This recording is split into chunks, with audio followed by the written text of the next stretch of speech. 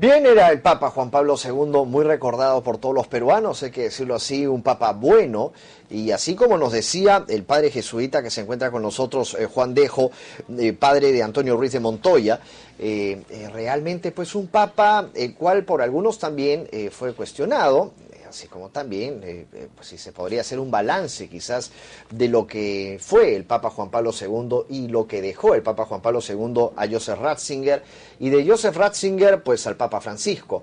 Pero vamos a basarnos básicamente, Padre Dejo, bienvenido a Primero a las 12, Gracias. es un poco sobre cómo, desde la perspectiva, por ejemplo, de usted, como un padre jesuita, ¿no?, de esta congregación, ¿cómo podría usted calificar al Papa Juan Pablo II hoy por hoy? Bueno, muchas gracias por la invitación. Soy una pequeña corrección, padre de la Universidad De la universidad, así no es, de Antonio Ruiz de Montoya, sí. Bueno, yo creo que Juan Pablo II fue un papa diríamos, del inicio de un despliegue cada vez más global en un mundo en el que la Iglesia Católica estaba en fuerte, diríamos, recesión, diríamos, ¿no? ¿Por qué? Porque estamos hablando de los años 70, ¿no? Los años 60 y 70 es la explosión de la secularización masiva, diríamos, a nivel mundial, de la cultura mundial, por la cual la Iglesia católica, sobre todo, se va a ver enfrentada a una serie de combates, diríamos, del ateísmo, de la secularización misma que había a su extremo, la liberación sexual, todos estos nuevos elementos culturales. Nuevas modas, claro. Claro, que atacaban directamente a la Iglesia, ¿no? Como la que habría sido la responsable de una actitud oscurantista, una actitud demasiado moralista, ¿no?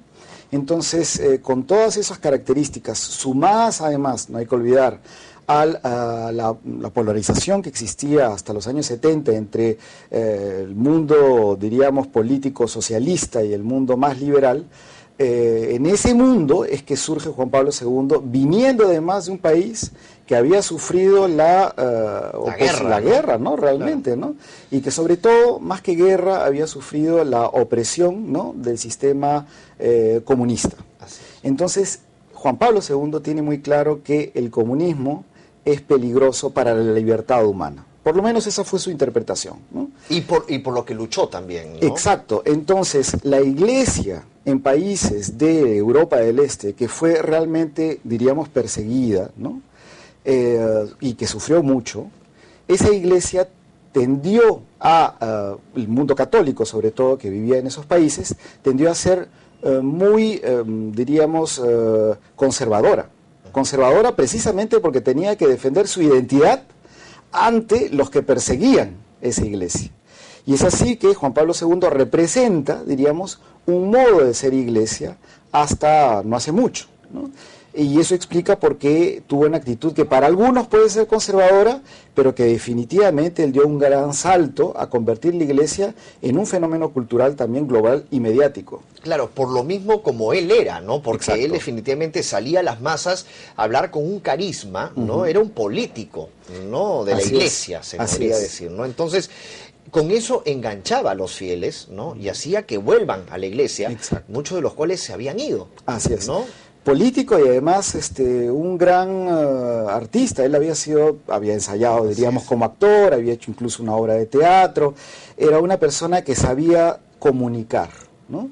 Y yo creo que esa es la base para ser un buen político. De hecho, fue un buen político, pero además era un hombre bueno. Eso yo creo que nadie lo puede negar, ¿no? Pero la visión que, por ejemplo, muchas veces tiene la congregación jesuita, a veces es sobre algunos aspectos también del Papa Juan Pablo II, pues que no llegaron a tener, a llenarse, podría decir así, la expectativa total, ¿no? O sea, quizás pueden haber temas en los cuales hayan quedado sueltas algunas cosas. Bueno, yo no diría que la Compañía de Jesús, que es el nombre de nuestra congregación, sí, es la que tiene una actitud o una posición ante el Papa de esa manera, no, todo lo contrario.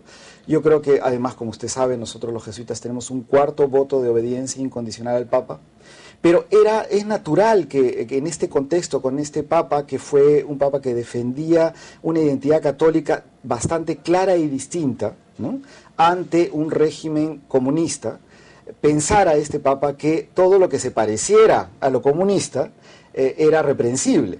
Entonces, diríamos, todo el sector más progresista de la Iglesia fue no muy bien visto. Y eso se comprende, ¿no? Porque Juan Pablo II había crecido en un ambiente en donde todo lo progresista era peligroso para la Iglesia. Entonces no conocía un poco el lado del hemisferio en el que nosotros vivimos, diríamos, ¿no?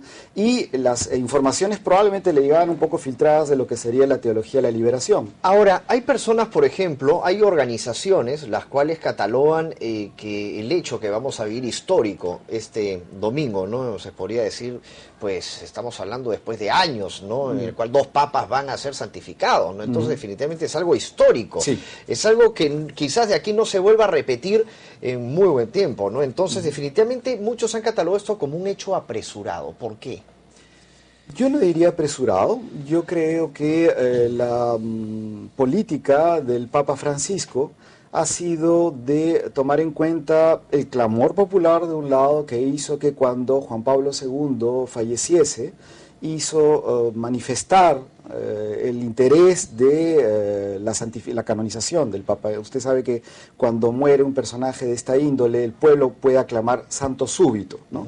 Y ese fue el clamor que escuchó Benedicto XVI y dio pie a comenzar el proceso de canonización. Ok, lo hizo un poco más rápido de lo común. Lo hizo beato. Lo hizo beato en efecto, pero siguiendo los procedimientos usuales que se hacen. El Papa no se ha salteado ningún proceso, ¿no? Y ese proceso fue regulado y facilitado, me parece, convenientemente en el año 83 por una exhortación papal, un documento, ¿no?, de Juan Pablo II. Pues bien, entonces, ¿qué sucede? En cuanto a Juan Pablo II, no hay duda de que hay un proceso que se ha seguido, me parece, adecuadamente. Que puedan haber opiniones disidentes, siempre lo va a haber.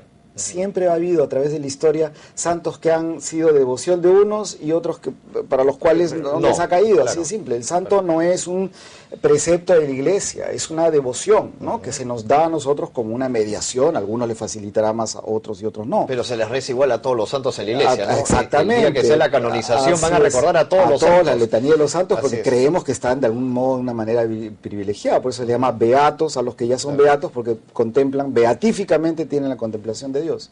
Y sobre Juan 23 es sobre obvio, Juan 23 también. Es obvio que también hay un proceso previo. Fue un buen papa también. No, por supuesto, ¿no? Claro. Es de otra índole que Juan Pablo II. Era un papa mucho más, diríamos, sencillo, en el sentido de que ¿Tipo el Papa Francisco, por ejemplo? Yo no los compararía, yo creo que a su manera cada uno es distinto, pero Juan XXIII sobre todo fue un papa de una línea, diríamos, un poco más progresista, ¿no? E incluso en su época hizo cosas que otros papas no habían hecho, pero tampoco hay que poner de una visión maniquea, buenos, malos, izquierda, derecha, porque él incluso excomulgó a Fidel Castro, ¿no? En su momento, en el 62, si mal no recuerdo, ¿no? Entonces es como, hay que matizar de acuerdo a los contextos históricos, que es muy importante. Entonces, en el contexto histórico en el que estamos ahora, 2014, yo creo que es muy importante el gesto que ha hecho el Papa Francisco de poner a 2 papas que tienen públicos distintos, diríamos. Sus públicos objetivos, diríamos, son distintos, pero que es interesante. Ese día en la Plaza de San Pedro vamos a ver a gente entonces de todas partes. Exacto. Para el Papa Juan Pablo II y para el Papa Juan XXIII. Y que de repente no coincidirán, claro. Pero yo creo que eso, la Iglesia es comunión. ¿Y usted cree que se va a fortalecer de esa manera, en esa reunión de fieles, por ejemplo, de seguidores? ¿Se puede dar esa unión, se puede fortalecer la Iglesia de esa manera? Bueno, yo no he visto nunca una canonización de esta índole, pero yo sí creo, de la experiencia que tengo de ver reuniones de este tipo en donde hay el interés del sujeto de dirigir su espíritu hacia Dios, en el que algo pasa en esa reunión en donde nos damos cuenta que uno solo es lo que importa, ¿no? ¿Usted considera que Dios está uniendo entonces a ambos, se podría decir, a ambos bandos de fieles para que esta iglesia vaya cambiando? ¿Cuál es el futuro de la iglesia?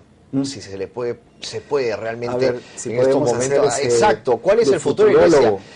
Exacto, tan criticada en algún momento, así como el Vaticano también ha sido criticado. Y seguirá siendo criticada. Yo creo que la iglesia ideal, diríamos, no existe. La iglesia que somos todos, así creemos los católicos, es un trabajo. Es un trabajo por hacerse aquí, ahora, en este instante en donde estamos, ¿no? Y yo creo que la iglesia ideal, que es lo que llamamos el reino, que es una suerte de utopía, ¿no?, es una aspiración, comienza desde el momento en que realmente nos unimos. Y teológicamente nosotros creemos que el Espíritu es el que une. Y en ese sentido sí creo que el gesto y la política decisiva del Papa Francisco ha sido de unir los que estaban en disidencia, ¿no? ¿Usted coincide, por ejemplo, con algunas voces, y ya para ir terminando la entrevista, de que los sacerdotes deberían casarse, podrían casarse? ¿Podrían tener hijos? Esa es una opinión, digamos, un debate que es opinable, me parece, ¿no? Pese a que el Papa ha sido muy claro al respecto, ¿no? Recuerde usted también que existe la iglesia diocesana de la iglesia religiosa, ¿no? Yo como religioso vivimos en comunidades, lo cual es absolutamente incompatible con la idea de un matrimonio, ¿no? Así es. En cambio, en el aspecto de la iglesia diocesana, yo creo que las cosas pueden seguir debatiéndose, es debatible, pero claro, lo que decide la iglesia, y yo creo que hasta ahora es muy prudente al respecto, es que no podemos ir por ahí. Bien, padre, muchas gracias por haber venido. Primero a los dos, ha sido un honor, un gusto tenerlo aquí, realmente en los estudios. Y bueno, a seguir todos el domingo a partir de las 3 de la mañana. El Papa Francisco pues va a santificar a estos dos papas, ¿no? Al Papa Juan XXIII y al Papa Juan Pablo II en el Vaticano. Muchas gracias por haber venido. Ha sido el sacerdote Juan Dejo de la Universidad Antonio Ruiz de Montoya. Una pausa y retornamos.